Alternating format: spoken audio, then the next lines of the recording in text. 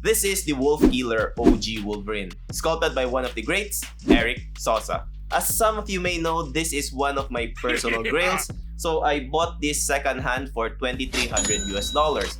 Retail was more than half of the market price. Was it worth it? Let's find out.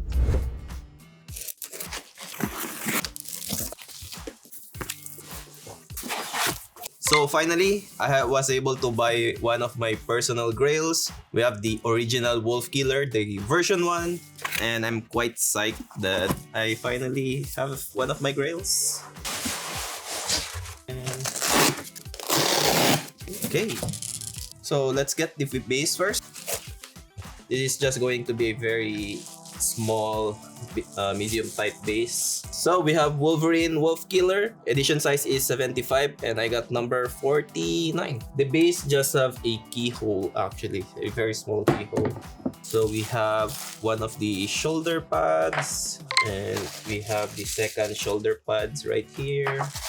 We have one of the portraits and it's actually painted really good. Okay, so we have the first portrait. I guess this is the screaming angry portrait. Somehow I think this is actually painted way better than the version 2 that I have. We have the second portrait. It's actually similar. Yeah, so the size of the ears or the cowl is actually similar. And he is still angry, but his teeth is closed while this one is obviously open. Both have gloss effect inside their mouth. Moving on to the first layer. Let's get the portrait first. Lots of fragile hair strands, so be careful. Even his eyebrow is quite fragile. The eyes kind of looks like that it's glass, but it could be just the gloss. I think this is really way better than the other unmasked portrait, especially from the Cruel Wolf. So we have the body here. Okay, so we have the full body, not a lot of seam. We have the right foot with the key. So we're just going to align that real quick. Easy install. I think we could install the shoulder pads next. I thought the claws were not installed. So we have the left arm here. Okay, this is right actually. I think this needs to be on. Okay, so the right needs to be installed first, then the left. So let's choose a portrait. I think I like the open mouth one. There you go. So we have completely assembled the Wolfkiller Wolverine.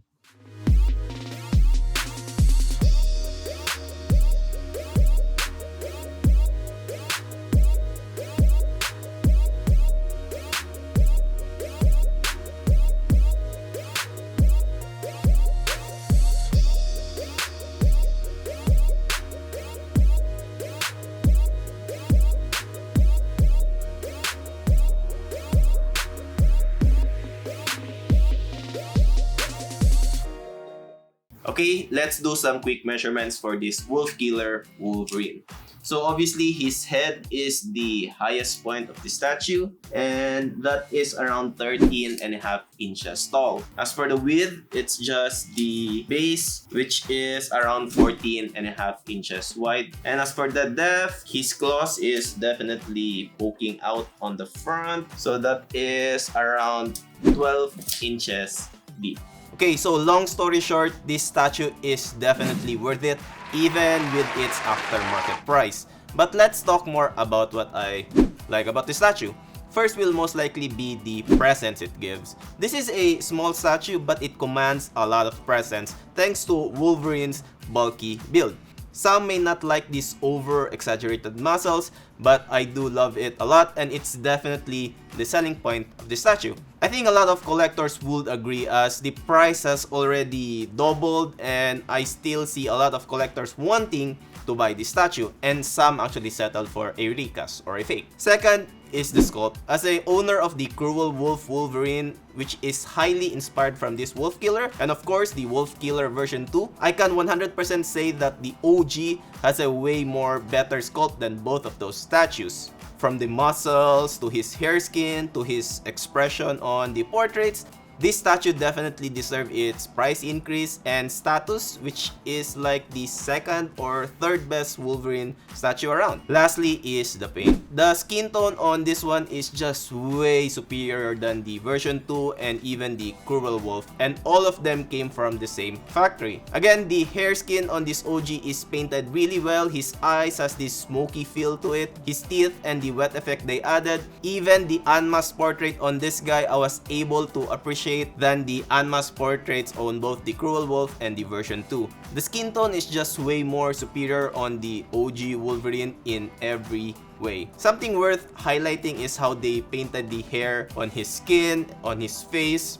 The veins also really pop. Some notable things about this statue is that since this is a museum type statue, it doesn't take up a lot of space like I mentioned. It comes with 3 portrait switch outs. 2 of them are masked and the other is obviously not. The unmasked portrait has a very samurai look to me. But of course, the masked portraits are my favorite, especially the screaming one. This statue does have textures but very subtle. You can find them in his boots, underwear, and gloves. In short, the blue parts on his costume. They also added some textures via the paint on his shoulder pads, cowl, and belt. So moving on to the part which I don't like about the statue. This is actually just me nitpicking it, but here goes. First is the key and keyhole aren't the same size. What I meant to say is that the key is loose on the keyhole, which results to me able to move Wolverine around the base like this.